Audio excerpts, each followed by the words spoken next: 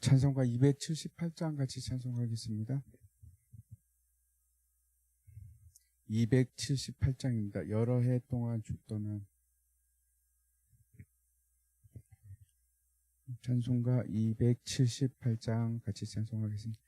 여러 해 동안 죽더나 세상 연락을 즐기고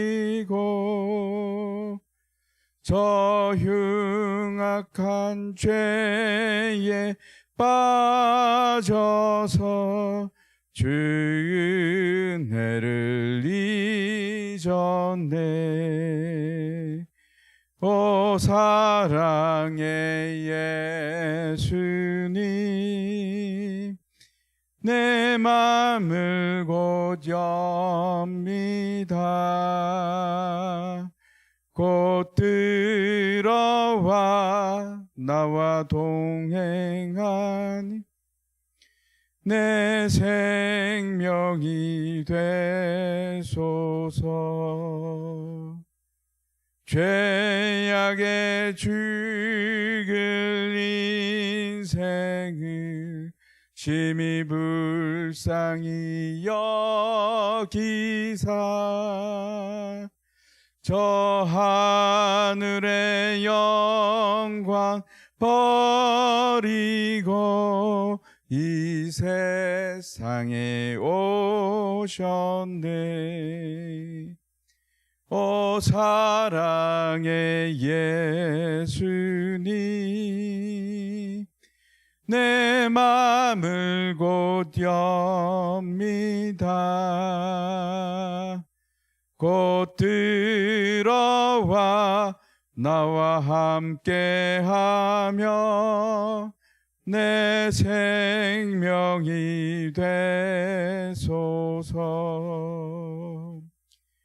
흉포를 입은 그 주는 가시면류관 쓰시고 저 십자가 높이 달리사 그 아픔을 참았네. 오 사랑의 예수님, 내 맘을 곧 엽니다. 곧 들어와 나와 동행하며 내 생명이 되소서. 미련한 우리 인생은 주의 공로를 모르고 그 쓸쓸한 사막 가운데 늘 헤매고 다녔네. 오 사랑의 예수님, 내 맘을 곧 엽니다. 곧 들어와 나와 함께하며 내 생명이 되소서.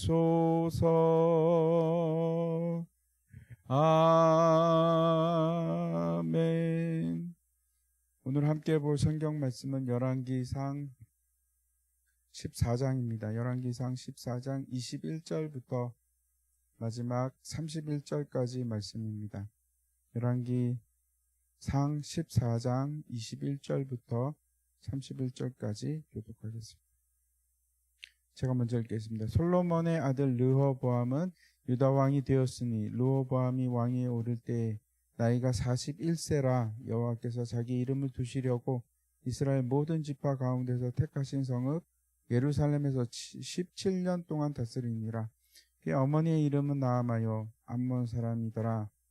유다가 여호와 보시기에 악을 행하되 그의 조상들이 행한 모든 일보다 변하게 하여 그 범한 죄로 여호와를 노엽게 하였으니 이는 그들도 산 위에와 모든 푸른 나무 아래에 산당과 우상과 아세라상을 세웠음이라. 그 땅에 또 남색하는 자가 있었고 여호와께서 이스라엘 자손 앞에서 쫓아내신 국내 모든 가증한 일을 우리가 본받다 행하였다. 로보암 왕 제5년에 애굽의 왕 시삭이 올라와서 예루살렘을 치고 여호와의 성전에 범과 왕궁에 또 솔로몬이 만든 금방패를 다 빼앗는 로보암 왕이 그 대신 노스로 방패를 만들어 왕궁문을 지키는 시위대 대장의 손에 맡김에 왕의 여호와의 성전에 들어갈 때 시해하는 자가 그 방패를 들고 갔다가 시소로 도로 가져갔다. 로보암의 남은 사적과 그가 행한 모든 일은 유다 왕 역대 지략에 기록되어 있지 아니하느냐. 로보암과 여로보암 사이에 항상 전쟁이 있습니다. 같이 읽겠습니다. 로보암이 그의 조상들과 함께 자니 그의 조상들과 함께 다윗 성에 장사되니라.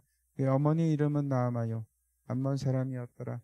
그의 아들 아비암이 대신하여 왕이 되니라. 아멘. 오늘 말씀은 이제 유다 남왕국 유다 왕국 르호보암에 관한 말씀입니다. 르호보암에 관한 말씀은 이제 앞에서도 한번 나옵니다. 12장에 나오는데 그때는 이제 솔로몬이 죽고 르호보암이 이제 왕위를 이어받았을 때 왕국이 갈라지는 사건에 대해서 이제 기록합니다. 결정적인 이유가 이스라엘이 남북 왕국으로 나뉘게 된 결정적인 이유가 르호보암 때문입니다. 솔로몬이 죽었다는 소식을 듣고 이제 망명을 갔던 여로보암은 돌아와서 북이스라엘의 이제 대표가 됩니다. 그래서 이제 여로보암과 이스라엘 회중들이 다 모여서 르호보암과 협상을 하는데 당신의 아버지 솔로몬은 우리에게 고역과 무거운 멍에를 주었는데 그 고역과 무거운 멍에를 우리에게 가볍게 하면 당신이 우리의 왕이 될 것입니다. 당신을 섬기겠습니다. 라고 하는데 르호보암이 그 두 그룹과 이제 자신의 두 그룹과 이제 의논을 합니다. 하나는 솔로몬 왕 때부터 있었던 늙은 신하들인데 그 사람들은 뭐라고 하는가 하면 백성들의 말을 들으소서 이렇게 얘기를 하고 또 젊은 세대 자기와 함께 자라난 그 사람들과 이제 얘기를 하는데 그 젊은 그룹은 이렇게 얘기합니다. 내 아버지는 가죽 채찍으로 너희를 징치하였으나 나는 정갈 채찍으로 징치하리라. 이렇게 말하라고 합니다.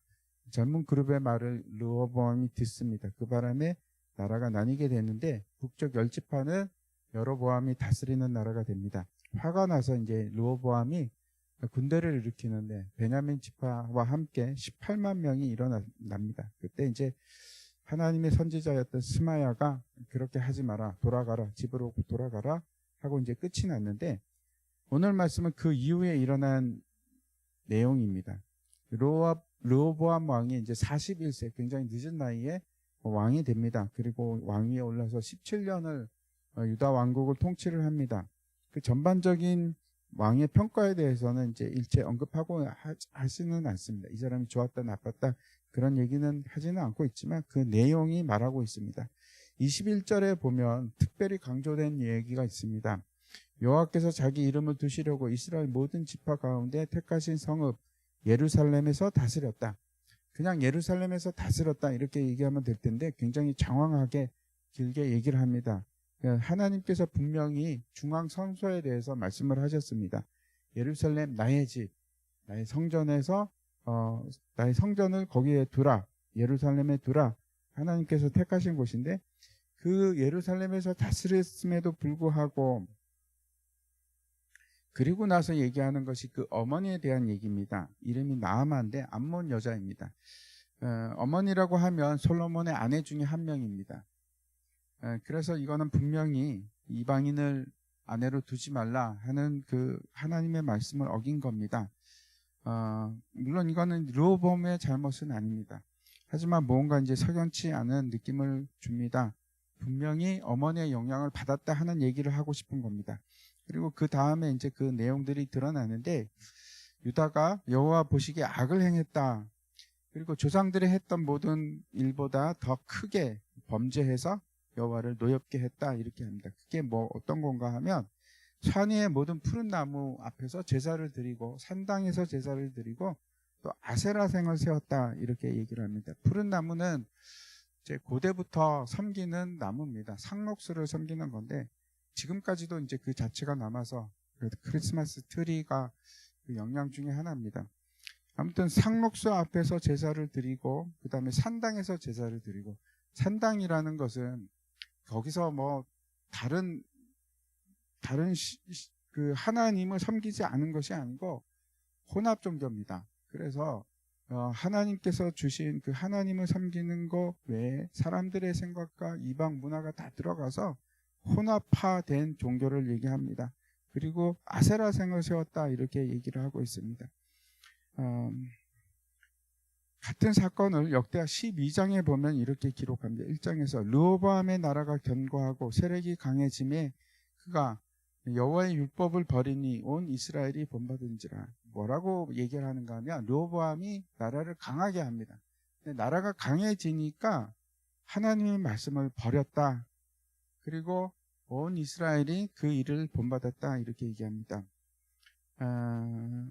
우리가 본 앞에서 이제 나온 내용이 여로보암 때문에 북왕국 이스라엘이 타락의 길로 가는 것처럼 남왕궁에도 똑같은 일이 반복이 됩니다. 르호보암이 타락하고 그 일이 백성들에게 영향을 미치고 함께 타락하는 겁니다. 다시 말씀드립니다. 이렇게 죄가 무섭습니다. 한 사람의 죄는 그것으로 끝나는 것이 아니고 많은 오염을, 많은 사람들을 부패하게 합니다. 특별히 그가 지도자였을 경우에는 더 큰 문제가 됩니다. 그 죄가 여기서는 르호보암 때문에 온 이스라엘에 퍼졌다. 이렇게 얘기합니다. 마치 누르기 반죽을 온 반죽을 부풀게 하는 것과 마찬가지입니다.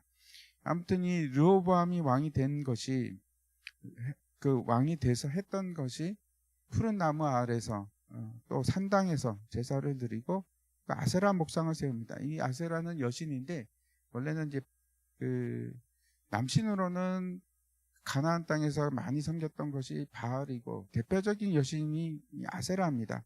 페니키아와 가나안 여신인데 그 풍요의 여신입니다. 이때 이제 아세라가 이제 나오기 시작하면서 계속해서 이스라엘을 괴롭힙니다.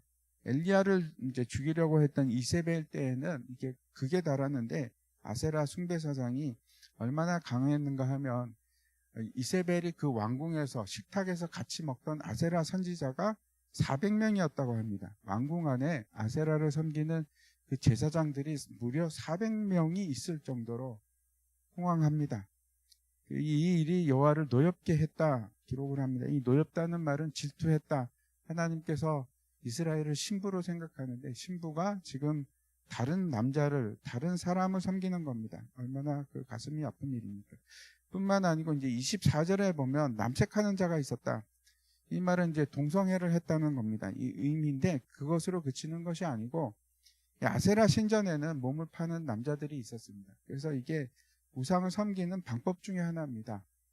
성적으로 문란한 일이 타락하는 일이 일어났는데 그러면서 결국 기록하는 말이 결국 하나님께서 가나안 7족을 멸하라고 하셨는데 멸하지 못했고 가나안 문화가 깊숙이 침투하고 퍼지기 시작하고 온 백성이 이를 좋게 여기고 본받기 시작합니다. 하나님의 말씀을 버리고 이방 신들이 들어오기 시작하고 결국 즉위 5년이 되었을 때 강하다고 느꼈던 그 이스라엘 그 남유다 왕국이 애굽왕 시사악이 쳐들어옵니다. 쳐들어와서 솔로몬이 그 자랑하던 금, 은, 보화, 금방패 이런 걸 모두 다 뺏기고 맙니다. 아무것도 아니죠. 그 솔로몬이 그 많은 금을 모으고 보화를 모였는데 그거 다 뺏기고 다 사라집니다. 솔로몬이 죽을 때 가져간 것도 아니고 그 자손들이 다 잘 지킨 것도 아닙니다. 물거품과 같이 사라집니다. 근데 이제 이 르호보암이 완전히 망한 것이 아닙니다. 아직 왕궁문을 지키는 시대가 있었다. 그리고 이제 금방패 대신에 놋방패를 썼다. 이렇게 얘기합니다. 오늘 기억할 것은 오늘 본문의 처음 21절에 나오는 처음 문장과 31절에 나오는 마지막 문장을 보시면 반복해서 기록하는 것이 있습니다. 그 어머니 이름입니다. 나아마라 암몬 사람이었더라. 이거를 아주 강조해서 얘기합니다. 이 여자가 솔로몬 시대에 그 암몬의 신 밀곰을 들여온 장본인입니다.